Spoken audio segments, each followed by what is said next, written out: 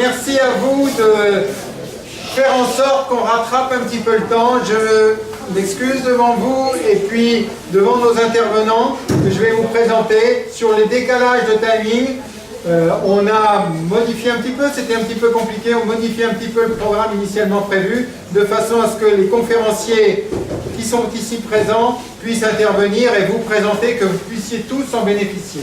Donc, merci à Mademoiselle Révillard, merci à Monsieur Paul Delamarche et merci à Frédéric Bridel d'être présents dans un premier temps pour cette intervention où ils ont réussi au dernier moment à jumeler leur contenu et à se concerter, se concocter, j'allais dire, pour qu'on rattrape le temps et surtout pour la meilleure compréhension et le temps que vous ayez pour entendre et participer d'une certaine manière à cette conférence.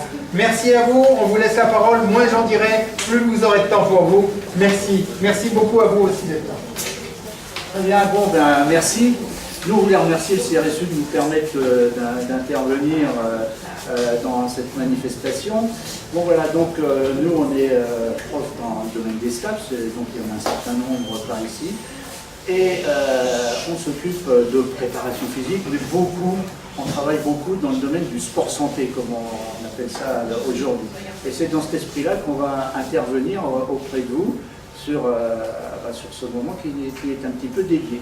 Voilà. Alors pourquoi on intervient? Bien, on intervient pour une information au niveau des publics, et puis peut-être pour répondre, et c'est surtout vous qui allez travailler, je crois, pour répondre à un certain nombre de questions qui peuvent vous interpeller concernant ce domaine-là, dont vous entendez parler vraiment sans arrêt. Ça passe sur les télés, ça passe partout, il n'y a pas un journal télévisé sans qu'il y ait une intervention là-dessus, parce qu'il y a beaucoup de problèmes dans la société actuellement, et des problèmes qui touchent des publics de plus en plus jeunes, dont des publics, qui a votre âge en fait.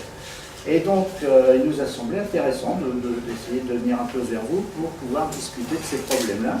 Et on va le faire par une petite chose toute simple. On va faire un petit questionnaire de questions-réponses.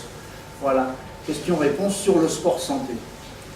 Donc, on va vous demander quand même de participer. Et aux questions qui vont être posées, on aurait pu faire assis debout, mais il y en a déjà qui sont debout. On va simplement demander aux gens de lever la main pour répondre aux questions qui vont être posées et qui vont défiler maintenant devant vous. On commence? Allez. Donc, dans ce domaine-là, quand on parle du sport santé, on parle d'activité physique, on parle plus d'activité physique. Qu'est-ce que c'est que l'activité physique? Alors, vous avez 4 possibilités de réponse. La première, c'est une activité qui est forcément une activité de loisir, sportive, où elle se définit comme un mouvement quel qu'il soit qui est produit par des muscles et qui entraîne une dépense énergétique, ou bien elle implique forcément de se mettre dans une compétition, ou encore, c'est la réponse D, et bien que 80 des adolescents n'ont pas une activité physique suffisante. Alors vous lisez bien ce texte. À la réponse A, est-ce que l'activité physique se définit comme une activité de loisir, une activité sportive? Qui pense que c'est ça? Levez la main. Est-ce qu'il y a plusieurs réponses? Oui. Il peut y avoir plusieurs réponses. Merci. Donc, on pense que c'est ça. 1, 2, 3, 4, 5 à peu près. Deuxième possibilité, réponse B, elle se définit comme un mouvement produit par les muscles qui entraîne une dépense énergétique. Qui pense que c'est ça? Il y a du monde là. Très bien. La réponse C, elle implique forcément la compétition. Non? Bon. La réponse D, 80% des adolescents n'ont pas d'activité physique suffisante. Qui pense ça? Les réponses? On y va. Voilà. Les réponses, voilà. Effectivement, alors c'est important, hein, j'attire votre attention quand même là-dessus. Elle se définit effectivement, et ça c'est la définition de l'Organisation mondiale de la santé, comme un mouvement produit par les muscles et qui implique une dépense énergétique. Et par exemple, des activités de relaxation qui sont intéressantes par d'autres endroits, mais ne sont pas véritablement de l'activité physique parce qu'elles n'induisent pas une dépense énergétique. Vous voyez? Donc c'est quand même des choses qui sont importantes. Ça n'empêche pas que la relaxation peut être un point intéressant pour d'autres modalités, mais ça n'est pas une activité physique dans le sens de l'OMS, pour justement lutter contre un certain nombre de problèmes qu'on peut connaître dans la population, dont on a peut-être discuté tout à l'heure. Vous avez Oui. une question?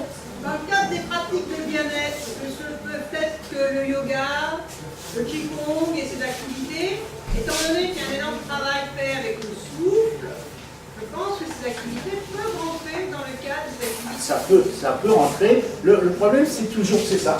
Il faut qu'il y ait une dépense énergétique qui peut être minime ou qui peut être plus ou moins importante. D'accord? Ensuite, effectivement, ben ça vous savez, parce que ça, on en entend parler de plus en plus, 80% des adolescents n'ont effectivement pas l'activité physique suffisante. Voilà. Ok? Alors, question suivante. Vas-y. Pour être bénéfique, l'activité physique doit être. Alors, on appelle ça la règle des 3 R du professeur Rivière. D'après vous? Régulière. Régulière, ok. Donc, l'idée, c'est de la répéter. Vous disiez quoi, madame? Rythmée. C'est pas vraiment ça. Pas tout à fait. Elle doit répondre. Réfléchis. Alors il y a de ça, oui. Il y a de ça. On y est presque. Ouais. Voilà. On considère, alors ça va être le terme raisonner. Réfléchir, C'est la même raisonner. chose. Elle doit répondre à un objectif précis. Et complètement. Voilà. Dernier R. Normative, non? On pourrait l'ajouter. Ah ouais. J'ai entendu un test. Voilà, c'est Oui, ça. raisonnable. D'accord? Raisonnable, Très bien. c'est-à-dire qu'elle doit, voilà, elle doit être maîtrisée et puis pas forcément excessive non plus. Voilà. Accessible et progressive. Voilà. Parfait. On continue et on passe maintenant sur les recommandations d'activité physique. Alors on vous propose des recommandations là qui ne sont pas forcément tirées des mêmes organismes et donc ce qui veut dire qu'il ne faut pas forcément voir d'équivalence entre le nombre de pas qu'on vous propose par jour et une dépense énergétique ou un temps. Donc là l'idée est de savoir ce qu'on doit réaliser de manière quotidienne. Donc on vous propose réponse A 10 000 pas par jour. Réponse B, 5 000 pas par jour. Réponse C, pour les personnes de moins de 18 ans, une activité physique d'une durée de 60 minutes, d'intensité modérée à élevée, ou alors pour les plus de 18 ans, 30 minutes d'activité physique d'intensité faible à modérée.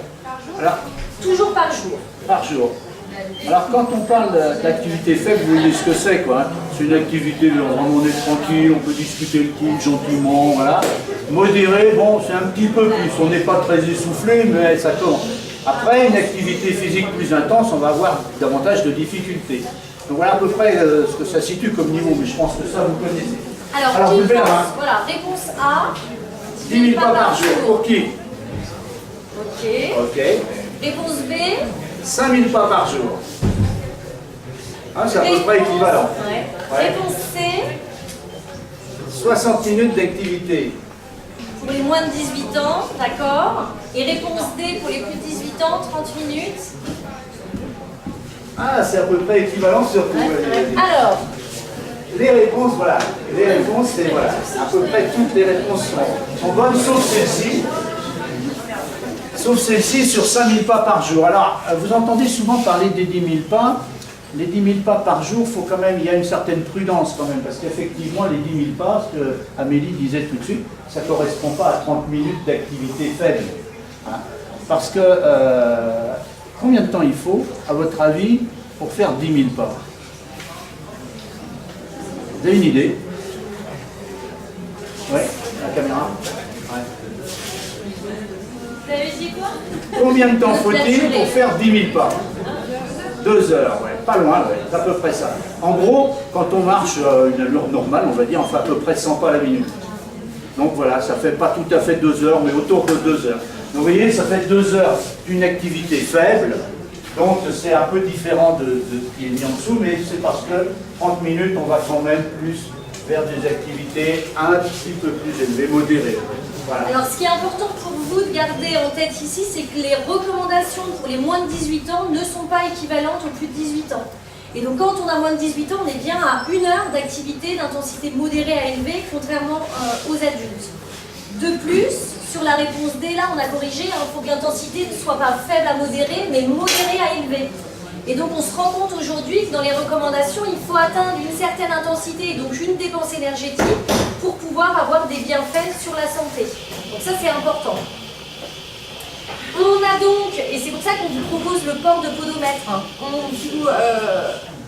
on a aujourd'hui là des podomètres et on se propose de vous les prêter pour que au long cours de la journée, on ait la capacité à déterminer la quantité de pas que vous avez pu effectuer.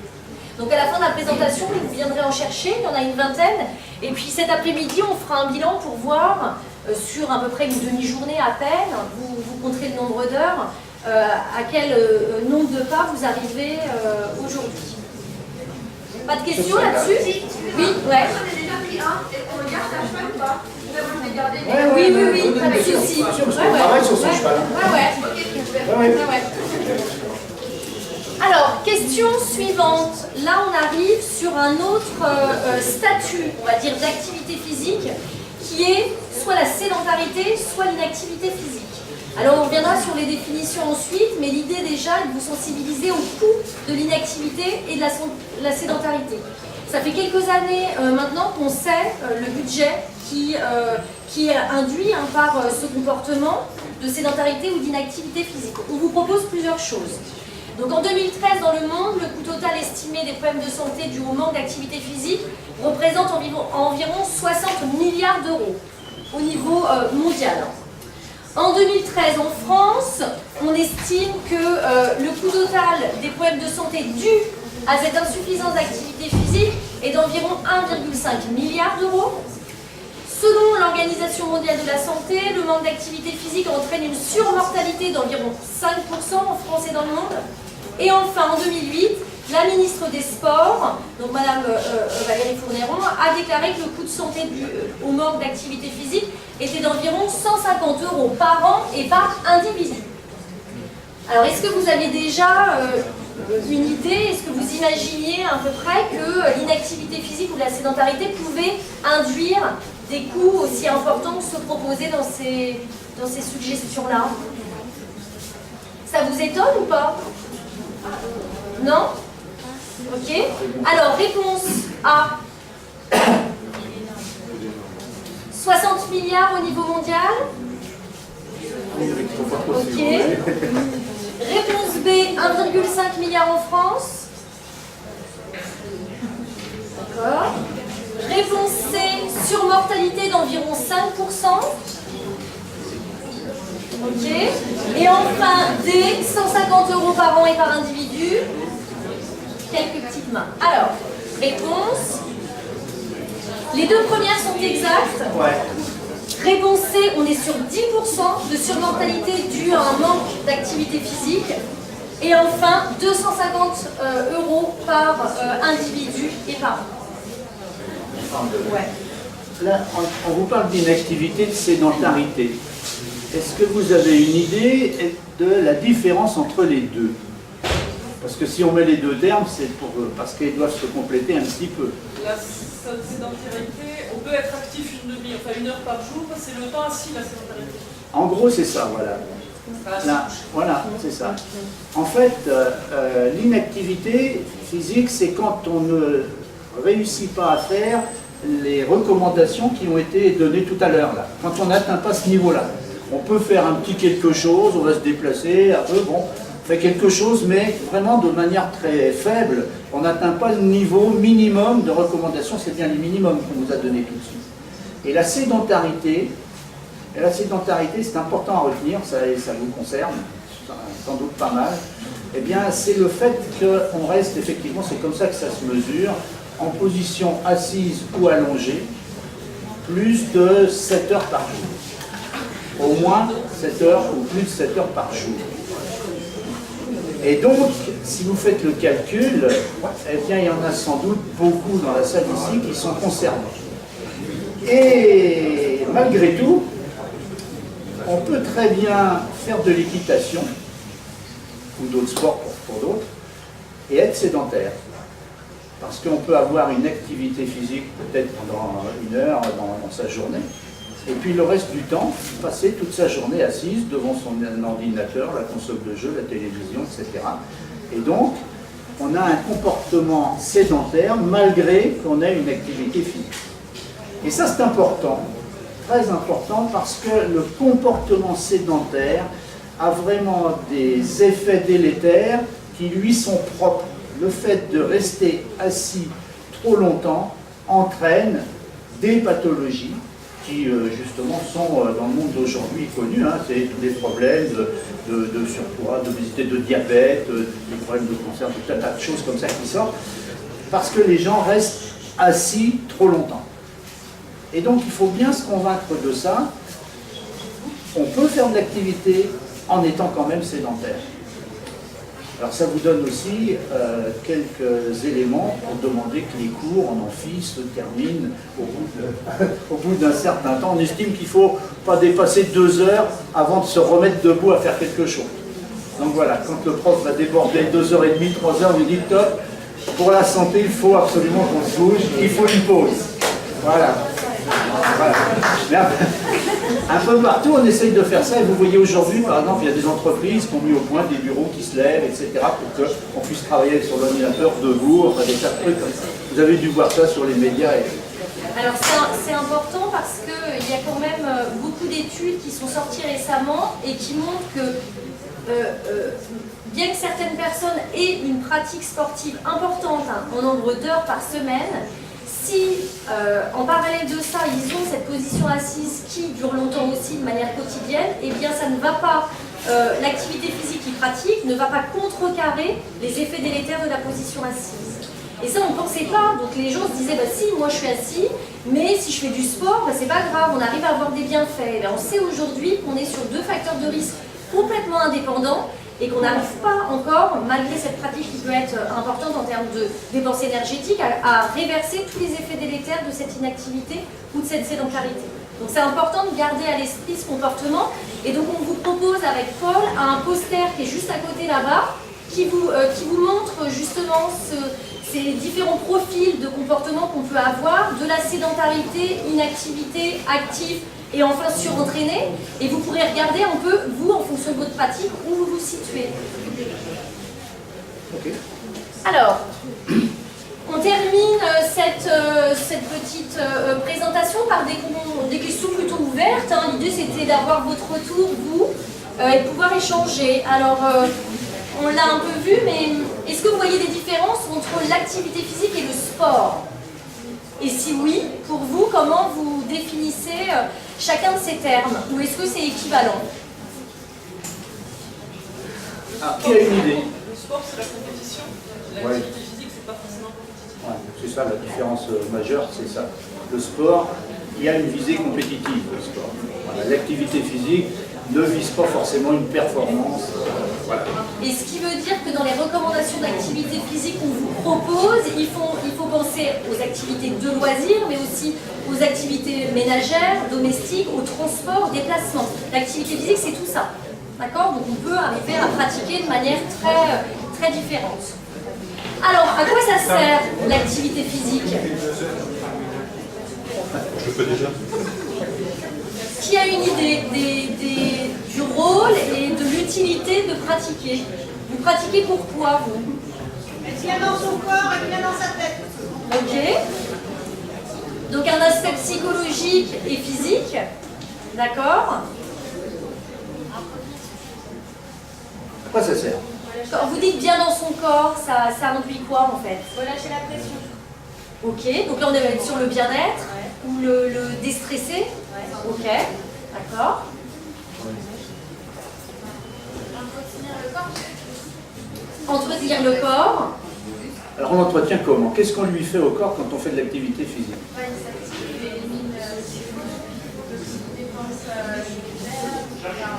Alors déjà, on élimine des choses, oui, mais on a dit tout à l'heure la dépense énergétique, donc on perd de l'énergie. Qu'est-ce qu'on perd comme énergie? D'où elle vient cette énergie beaucoup?